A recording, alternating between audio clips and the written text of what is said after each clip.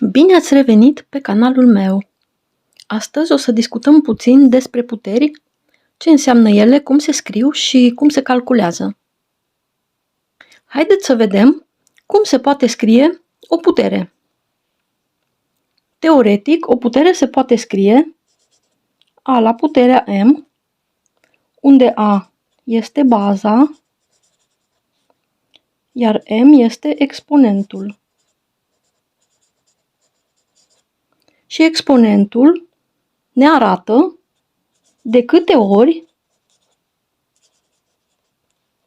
trebuie înmulțit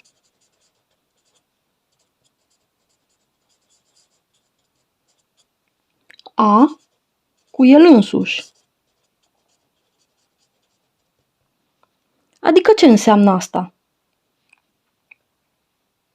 A la M este egal cu A ori A ori A ori A de M ori.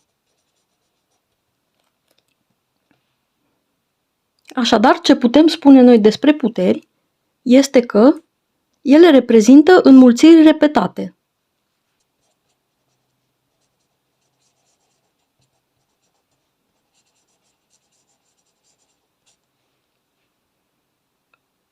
Să luăm de exemplu o putere 3 la puterea a doua, care este egal cu 3 ori 3 egal cu 9. 3 este baza, iar 2 este exponentul.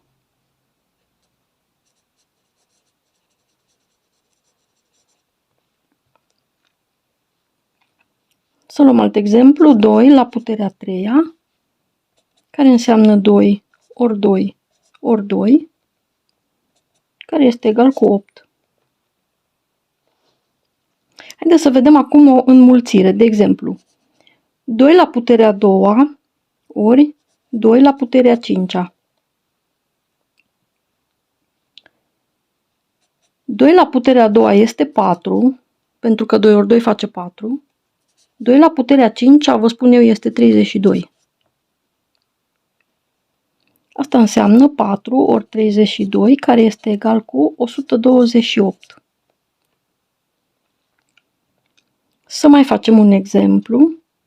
3 la a șasea împărțit la 3 la a patra. 3 la a șasea este 729 și 3 la a patra este 81. Așadar, 729 împărțit la 81 este egal cu 9. Bun, până aici a fost destul de ușor, dar ce ne facem când avem de făcut calcule cu numere relativ mari, cum ar fi, de exemplu, 18 la puterea 35 împărțit la 18 la puterea 32. Cum calculăm această împărțire? Sau 15 la a opta ori 15 la a șaptea împărțit la 15 la puterea 14. Pentru că nu întotdeauna putem să facem ridicarea la putere, trebuie să ne folosim de niște formule despre care o să discutăm în continuare. Avem aici câteva formule și o să scriem pentru fiecare dintre ele câte un exemplu, ca să vedem cum putem să le folosim în calculele noastre. Și haideți să luăm prima formulă. A la M ori A la N este egal cu A la puterea M plus N. Și să scriem un exemplu, 3 la a patra ori 3 la a doua este egal cu 3 la puterea 4 plus 2 și este egal cu 3 la a șasea. A la M împărțit la A la N este egal cu A la puterea M minus N. 3 la a patra împărțit la 3 la a doua este egal cu 3 la puterea 4 minus 2 și este egal cu 3 la a doua. A la puterea m, totul la puterea n, este egal cu a la puterea m ori n. 3 la a patra, totul la a doua, este egal cu 3 la puterea 4 ori 2 și este egal cu 3 la a opta. A ori b, totul la puterea m, este egal cu a la puterea m ori b la puterea m. 3 ori 5 la a patra este egal cu 3 la a patra ori 5 la a patra. A supra b, totul la puterea n, este egal cu a la n supra b la n. 3 pe 5 la puterea a doua este egal cu 3 la a doua pe 5 la a doua. Orice număr la puterea 0 este egal cu 1.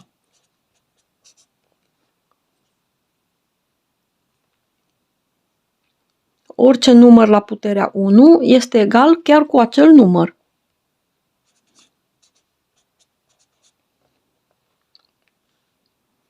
A la puterea m ori b la puterea m este egal cu a ori b la puterea m.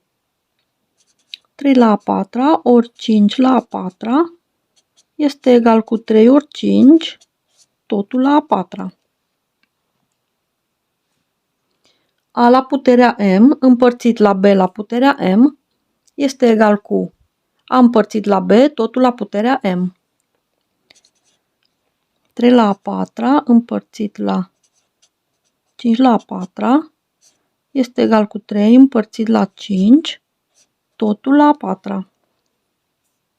Atunci când avem exponentul puterii ridicat și el la o altă putere, trebuie să calculăm mai întâi exponentul, deci a la puterea m și m ridicat și el la puterea n, mai întâi trebuie să calculăm exponentul m la n și apoi se continuă calculul folosind formulele puterilor, adică acestea.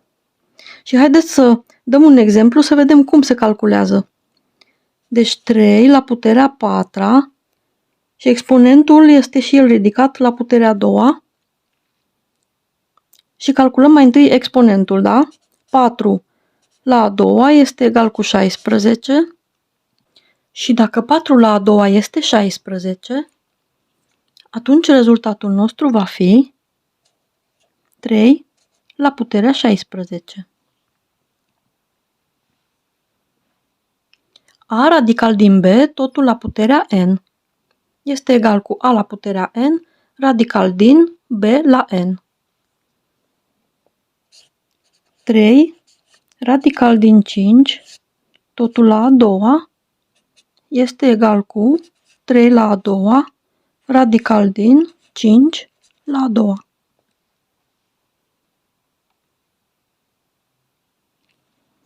Următoarea formulă, radical de ordinul 2 din a la a doua este egal cu a.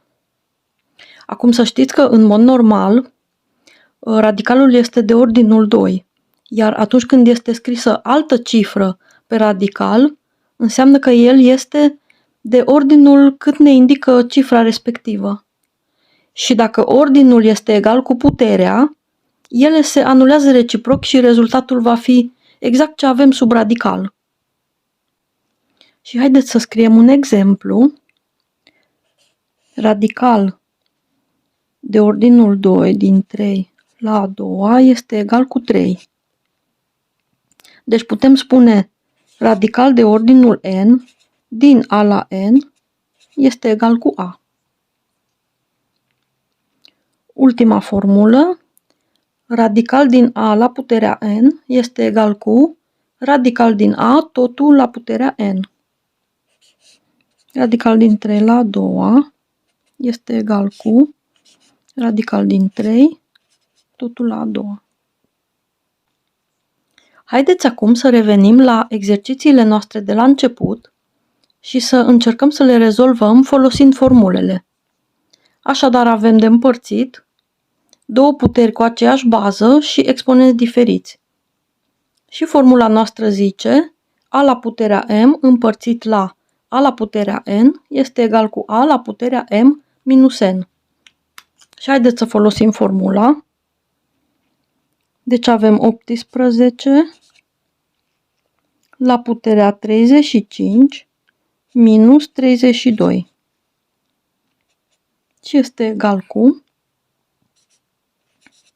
18 la puterea 3.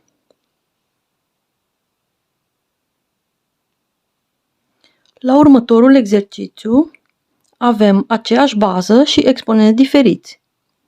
Și avem o înmulțire. O să calculăm mai întâi înmulțirea. Și aici avem 15 la puterea 8 plus 7. Așadar 15 la puterea 15 împărțit la 15 la puterea 14. Și asta face 15 la 15 minus 14, deci 15 la puterea 1. Atât pentru astăzi. În următorul video o să rezolvăm câteva exerciții cu puteri.